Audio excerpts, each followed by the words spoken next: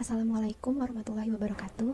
Selamat siang, perkenalkan kami dari kelompok 8. Pada kesempatan ini kami akan mempresentasikan tugas kami yang berjudul Penerapan Metode Statistik Monte Carlo, Bootstrap, dan Jackknife dalam Pembangunan Aplikasi Prediktif. Sebelum memulai pemaparan materi, izinkan saya terlebih dahulu memperkenalkan susunan anggota kelompok 8, yaitu Dita Putri Azahra, saya sendiri, Deswita Ananda, Erika Putri Fatluna, dan Nur Rizka Korea Pohan. Selanjutnya kami akan mulai dengan menyampaikan definisi dari tiap-tiap metode yang kami gunakan. Metode pertama yaitu metode Monte Carlo, adalah teknik simulasi yang menggunakan bilangan acak dan distribusi probabilitas untuk memodelkan ketidakpastian dalam suatu proses dan memprediksi hasilnya. Prinsip utama, pertama representasi variabel utama dengan distribusi probabilitas sesuai data historis. 2. Penggunaan bilangan acak untuk meniru kejadian acak dalam sistem. 3. Pengulangan simulasi dalam jumlah besar untuk memperoleh distribusi output. 4. Estimasi hasil rata-rata rentang dari sekumpulan hasil simulasi. Selanjutnya, metode bootstrap adalah teknik resampling berbasis pengambilan yang digunakan untuk memperkirakan distribusi statistik, misalnya rata-rata, median, proporsi dari sampel data tanpa kebutuhan asumsi distribusi eksplisit. Prinsip utamanya yaitu pertama, pandangan sampel asli sebagai populasi sementara. 2. Pengambilan ulang sampel dengan pengambilan untuk menciptakan banyak sampel tiruan. 3. Perhitungan statistik kunci pada tiap sampel tiruan. 4. Pembentukan distribusi sampling statistik dari hasil resampling. 5. Penggunaan distribusi tersebut untuk estimasi parameter dan interval kepercayaan. Selanjutnya, metode Jackknife adalah teknik statistik resampling yang digunakan untuk mengestimasi parameter dan mengukur variabilitas seperti bias dan standard error dari suatu statistik dengan cara menghilangkan satu observasi dalam setiap iterasi dan menghitung kembali estimasi. Prinsip utamanya yang pertama, jika terdapat n data, maka dilakukan n kali perhitungan ulang statistik. Kedua, setiap kali satu data dihilangkan dan statistik dihitung dari data yang tersisa, hasil dari semua iterasi digunakan untuk menghitung estimasi parameter, standard error, dan bias dari estimator awal. Berikut adalah data untuk Monte Carlo. Data input untuk Monte Carlo. Data simulasi Monte Carlo menggunakan data pemakaian obat penyakit gigi dan mulut tahun 2020 sampai 2021 untuk membentuk distribusi probabilitas. Data ini terdiri dari 9 jenis obat, yaitu dengan kode obat GM001 sampai dengan GM009, dengan jumlah pemakaian tiap tahun sebagai berikut yang kami tampilkan pada slide presentasi kami. Selanjutnya, data input untuk Bootstrap. Data simulasi Bootstrap atau survei nyata di Kabupaten Bombana terdiri dari informasi proporsi siswa kelas 2 yang belum lancar membaca di 20 sekolah, tersebar di 5 kecamatan. Tabel berikut menunjukkan jumlah sampel, yaitu Mi, proporsi atau Pi, dan varians per kecamatan. Selanjutnya, kami menampilkan data input untuk Jackknife. Data Jackknife Ridge Regression berasal dari data sekunder Indeks Pembangunan Manusia atau IPM tahun 2018 di Provinsi Jawa Tengah. Data ini mencakup 35 kabupaten atau kota dan terdiri dari 3 variabel utama. Y atau IPM yaitu Indeks Pembangunan Manusia, X1 atau RLS yaitu rata-rata lama sekolah, dan X2 atau HLS yaitu harapan lama sekolah. Contoh berikut adalah contoh data ringkas 3 dari 35 wilayah. Adapun jurnal yang kami gunakan yaitu ini adalah jurnal untuk metode Bootstrap. Selanjutnya ini adalah jurnal untuk metode Monte Carlo.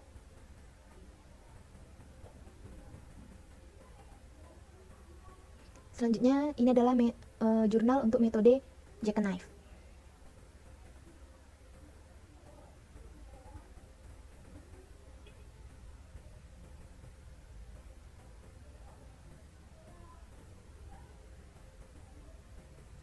Selanjutnya, demo sistem akan dijelaskan oleh teman saya.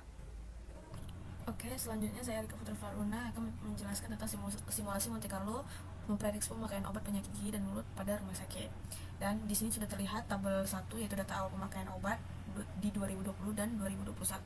Data ini kami ambil dari jurnal. Lalu di sini ada tabel 2 yaitu distribusi probabilitas pemakaian obat gigi dan mulut. Pada kolom F 2020 ini adalah frekuensi jumlah kasus yang sama seperti tabel 1. Begitupun yang F 2021. Nah, pada kolom P 2020 adalah hasil pembagian setiap frekuensi obat tahun 2020 dengan total 2.381. Lanjut pada tabel ketiga yaitu distribusi probabilitas kumulatif pemakaian obat gigi dan mulut.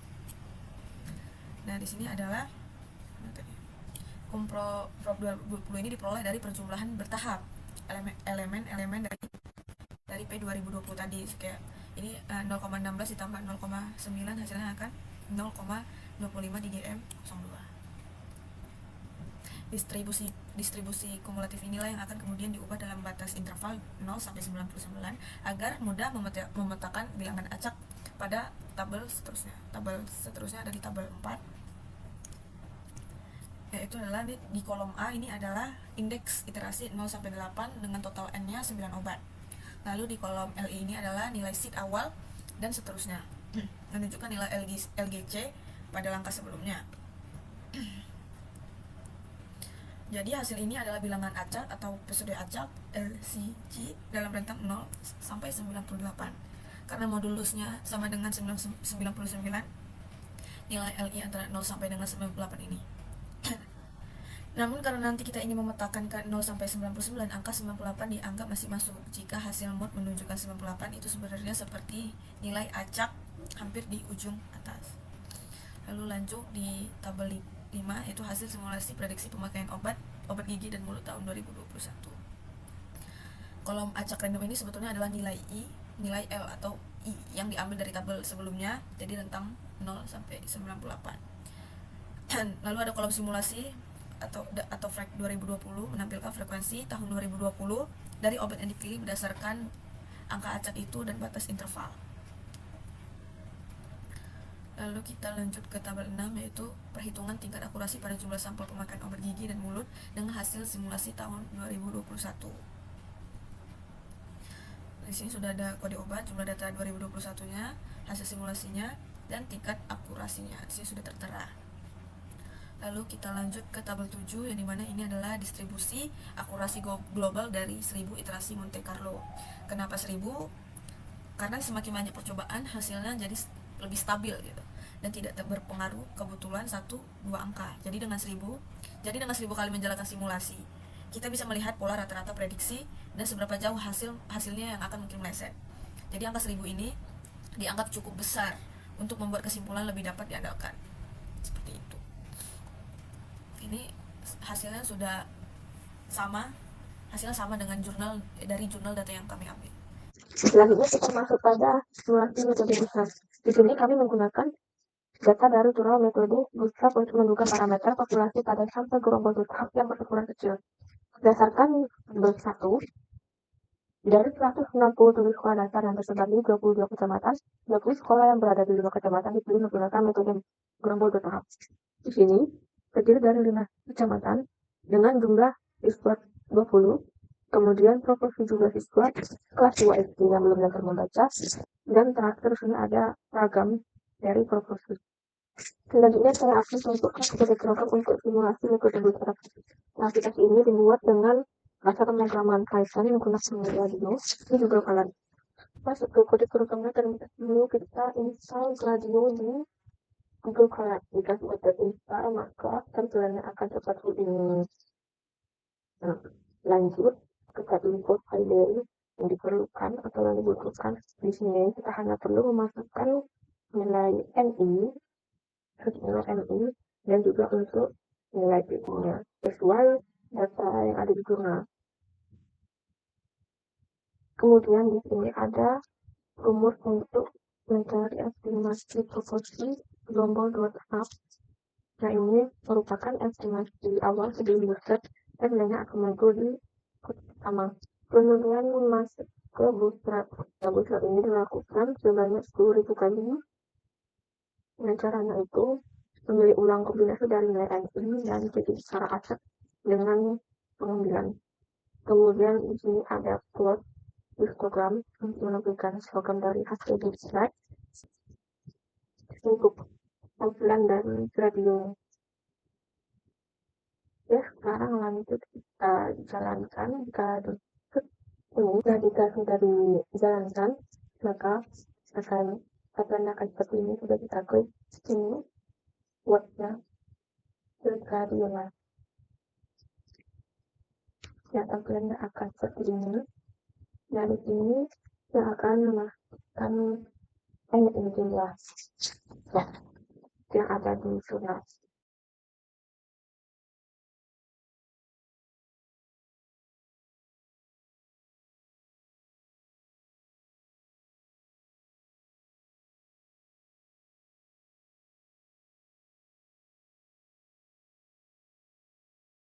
Kemudian kita jalankan bootstrap. Maka hasilnya akan diberi untuk estimasi gerombol 2 tahap ini adalah 1,291. Selain ini adalah hasil nilai awal estimasi total sebelum bootstrap hasil rata-rata tertimbang dari MI dan TI. Kemudian rata-rata bootstrapnya 0,291. Kemudian variasi bootstrapnya 0,00227. Ini dilakukan percobaan sebanyak 10.000 kali. Ini yang ada di zona. Kemudian CI 95% bawahnya 0,97 dan yang atasnya 0,385. Ini urutnya. Histogram semakin tinggi frekuensi, maka semakin sering nilai itu muncul. Nah, garis merah ini menunjukkan interval kepercayaan. Kemudian garis biru ini rata-rata dari hasil bootstrap. Baik, selanjutnya metode Jackknife. Nah, untuk dalam pembuatan aplikasi metode Jackknife di sini kami mengambil referensi dari jurnal yang berjudul Metode Modified Jackknife Ridge Regression dalam penanganan multikolonialitas studi kasus indeks pembangunan manusia di Jawa Tengah. Nah, sumber data yang diambil itu berasal dari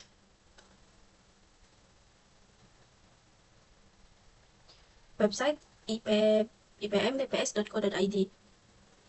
Nah, karena website ini ada pembaruan dan link yang tertera di jurnal juga tidak bisa diakses lagi, jadi kami mengambil datanya dari link pembaruan tersebut, yaitu di website jateng.bps.co.id. Data yang diambil itu sama dengan yang di jurnal, yaitu ada indeks pembangunan manusia atau IPM, rata-rata lama sekolah, dan harapan lama sekolah pada tahun 2018 di Provinsi Jawa Tengah. Nah, kami mengambil 35 kabupaten di Jawa Tengah dengan tiga data ini dan disatukan pada satu file CSV. Nah, untuk selanjutnya adalah kode programnya. Di sini kami menggunakan aplikasi RStudio dalam pembuatan aplikasi metode Jackknife ini. Nah, untuk proses yang pertama yaitu ada import library. Ada dua library yang kami pakai. Kemudian proses selanjutnya yaitu baca data dengan menggunakan fungsi read.jsp. Fungsi ini membaca data file yang sudah kami buat sebelumnya, yaitu file IPM yang bernama ipmjateng.csv. Kemudian selanjutnya itu prosesnya ambil X dan Y, yaitu untuk memisahkan variabel X dan Y. Variabel X-nya itu berisi data RLS dan ALS. Variabelnya itu berisi data IPM. Kemudian ada standarisasi. Standarisasi di sini yaitu menstandarisasi data agar setiap variabel punya skala yang sama. Ini penting untuk dalam regresi ridge karena metode ini sensitif terhadap skala data. Kemudian ada proses generalized ridge regression. Di sini tujuannya itu mencegah model dari berlebihan dalam menyesuaikan data atau overfitting. Kemudian menghasilkan prediksi yang lebih bisa diandalkan meskipun datanya tidak sempurna. Kemudian ada proses kelima yaitu Jackknife Ridge Regression. Di sini tujuannya yaitu melihat bagaimana hasil model berubah kalau ada data yang hilang. Kemudian membantu mengetahui seberapa stabil dan konsisten model kita. Kemudian mengurangi pengaruh besar dari satu data saja. Kemudian yang keenam itu ada proses Modified Jackknife Ridge Regression. Nah, di sini tujuan adalah gabungan dari dua pendekatan sebelumnya, yaitu GRR, Generalized Ridge Regression, dan JRR, Jackknife Ridge Regression. Tujuannya yaitu mendapatkan model yang seimbang, tidak terlalu sensitif terhadap data, dan tidak terlalu rumit. Hasilnya lebih bisa digunakan untuk prediksi nyata, karena modelnya lebih tahan terhadap perubahan data. Kemudian selanjutnya itu transformasi ke skala asli, atau mengembalikan ke skala asli. Tujuannya itu yaitu karena semua perhitungan sebelumnya dilakukan dalam bentuk angka yang sudah distandarkan untuk dikonversi, maka kita perlu mengembalikannya ke bentuk semula agar angka hasilnya masuk akal dan bisa dipahami, modal bisa dipakai langsung untuk prediksi di dunia nyata, seperti menghitung nilai sebenarnya. Kemudian selanjutnya itu menampilkan hasil akhir. Menampilkan hasil akhir. Di sini ada menampilkan hasil GRR, JRR, dan MJRR. Nah, langsung saja saya coba running.